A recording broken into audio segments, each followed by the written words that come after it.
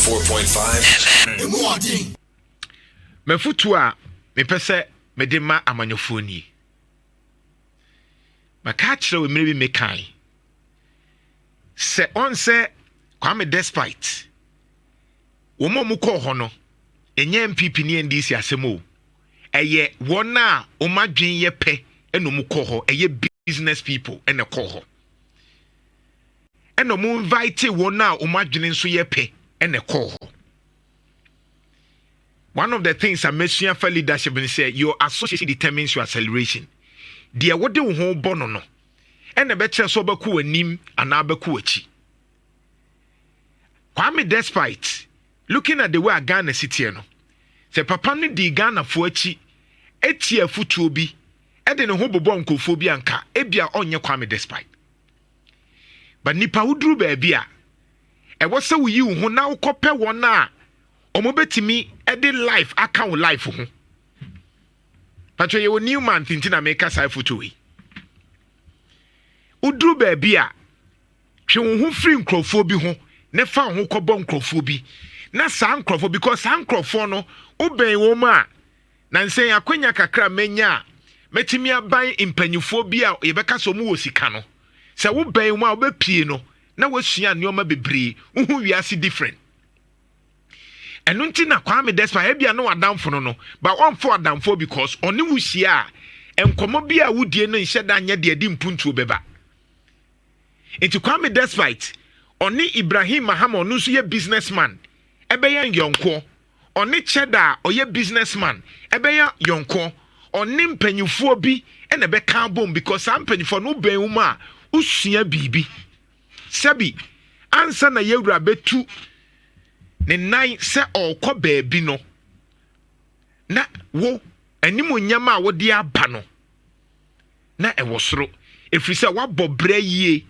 anka sabi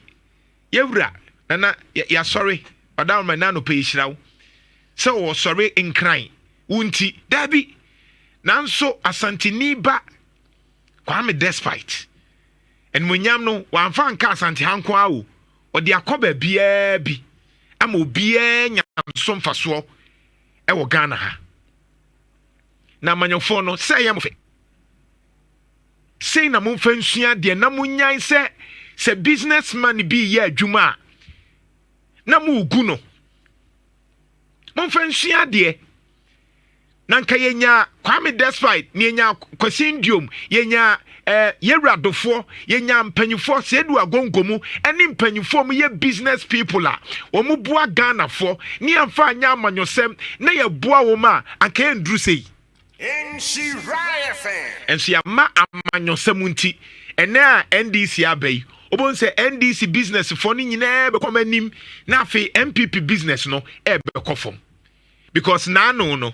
MPP for ba ye business for amuye NDC for nyina ehu amane miwa wo munso na wo se hwe wo mu na mutimi komanim businessmen nyina na no last week get me the video yewura adonko kwaku ten o say 2024 obre ye pa kwaku ten na ye mareho hwe kwaku ten adwuma a waye aboa ne nkrofo a wafo mu ensemtra adwuma ya ye nyina yenya ne so mfaso baako ana mienu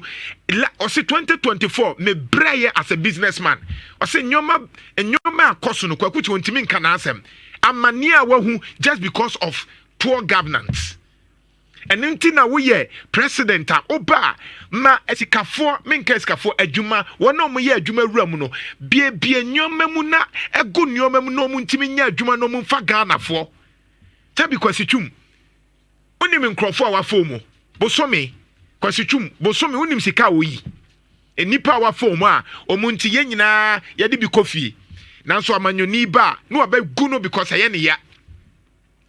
amanyoni ba no abɛsɛ nipa na dwuma because aye ne ya okɔ Nigeria ye fra B zone the business zone Nigeria aban bɛkɔ aban bɛba Dangote Adenuga esikafo akɛse sɛ ye banko sɛ ɔmomfo mu nsanka omo ɔmomfo amanyosam nkɔ hɔ kra Nigeria for enti Nigeria business no ɔmutimi kɔ do you know why? Because abaninya bape or say, hey, mo na mo hwɛ mi o enti me mfa me nsa nkɔ kamo Ghana ha de yɛbɛgu adwuma no Nhyira FM ɛno nti na mani agye sɛ ɛnɛ de nti na mani agye baako paa nie ɛne sɛ OSP aka che Kenoforiata na June sɛ 2nd June yɛ so omra ɛnɛ yɛ sɛ Kenoforiata omra kurum ha ɛnyɛ sɛ baabi owo bia no yɛbɛka sɛ wadwane afiri ɔman ni mu because yɛma na ample time enti ɛnɛ Kenoforiata baabi owo bia yɛde ne bɛba because papa wei egu nkrɔfo adwuma mento sɛ bi papa wei Kenoforiata egu nkrɔfo adwuma wagu nkrɔfo adwuma na no ntina meka ma asɛm no Kenoforiata wagu nkrɔfo adwuma ne nhyehyɛyɛ patapa na ɔde gu nkrɔfo adwuma ɛsɛ nkrɔfo adwuma obi ebi ho anka onya sika kakra bi anka betimi ama na kɔne ne agu no ama nkrɔfo wei ayɛ basa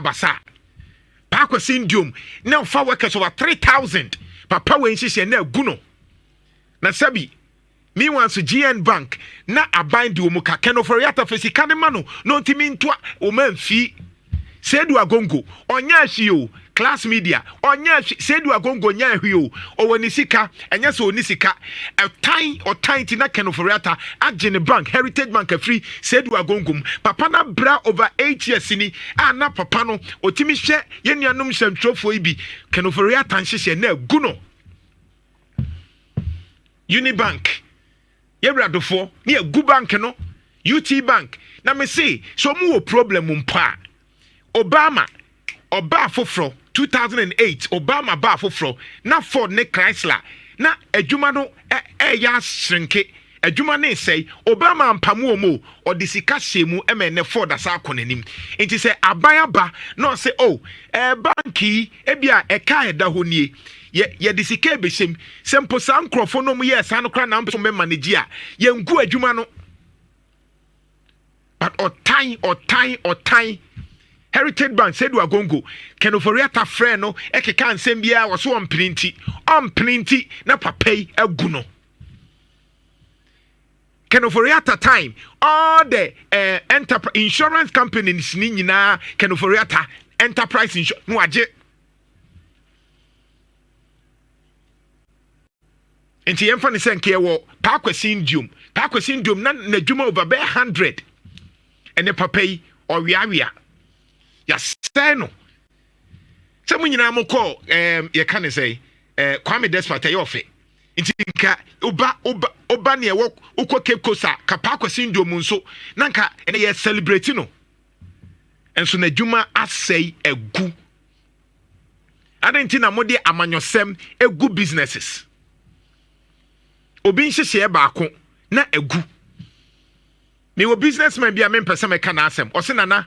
miama by MPP Kenoforiata dwumadi a odi yenti no me lusu $12 million enya thousand no $12 million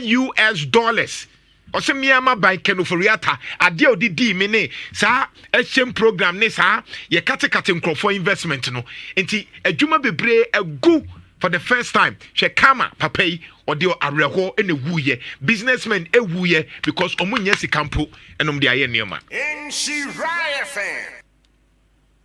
enti betimi asia bibia free despa amanyofo nsua se obi ye adwuma enye ndisi ne MPP asem because Sedu Agongo ofa nipa no wamfa me ofa me adwuma no wamfa me adwuma se wo ye ndisi ne na MPP ni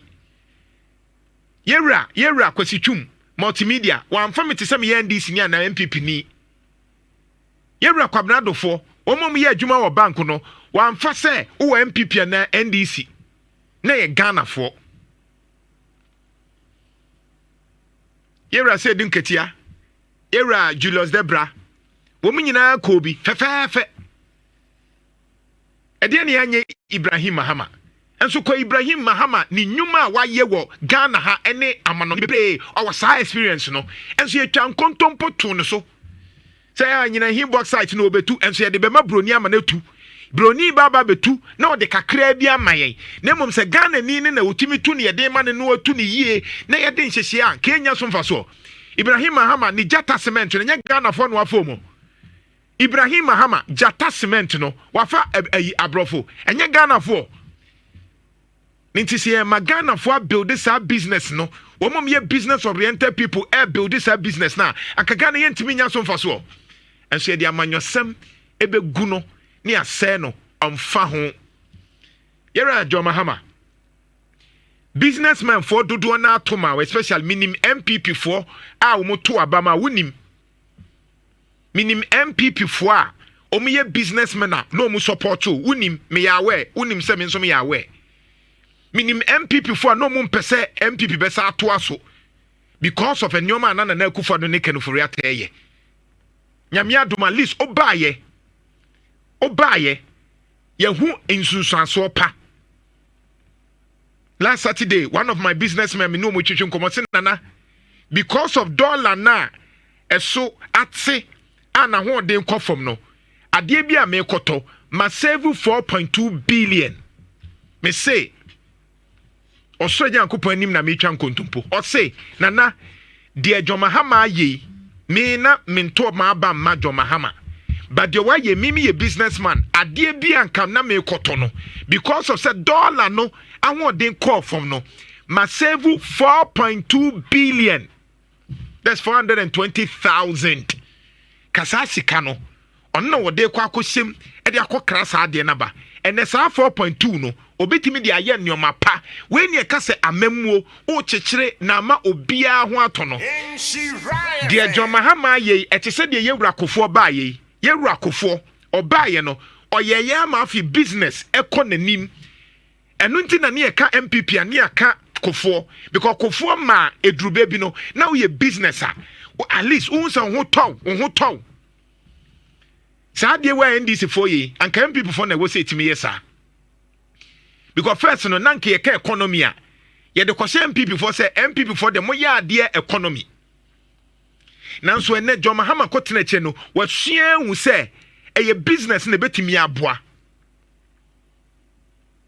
Intimidate na no pema futo ni nyina ne say sa amanyosema obi ye businessman yen support no so ye bibia ye wo kwan a ye fa so ye no akire ho so far say nipa no e fa nkrofo Ghana fo adwuma no nko ano hwe na wo abroche na se fo ka so all businessmen ye ni nyina papepe da bi but ye wo kwan a ye fa so ye no unless o ye something criminal eno de wo ho so mpo ye something criminal a ye ngu adwuma no onu mom ni apagya no na adwuma no ya protect no saa na abroche ye ngu adwuma no nyina because wa fa Ghana for enti onu mom na wayi na sinchen na ni na deal but you don't punish the work oboni a close and the GN bank nyina gugu basa ni offices nyina say kanoforia tenti cars nyina say GN bank o man fa nyehwe na papa no ayemobo anopay e wo new month mom yemfensua de ni ehu say yenya kwame desfai bebre wa ha yenya businessmen bebre wa Ghana ha ebema online no akonanim saa dwen no na yewura kofo de ba ye boaye enti obi ensua bi se de be ya ye be sori anopa no na yenya sikafo bebre a wo mu so fa yadwuma na yenso yenya bi akọ ebusuafo mu. Thank you. Nhyira FM 104.5 and we are done. Kofi Nana, sure.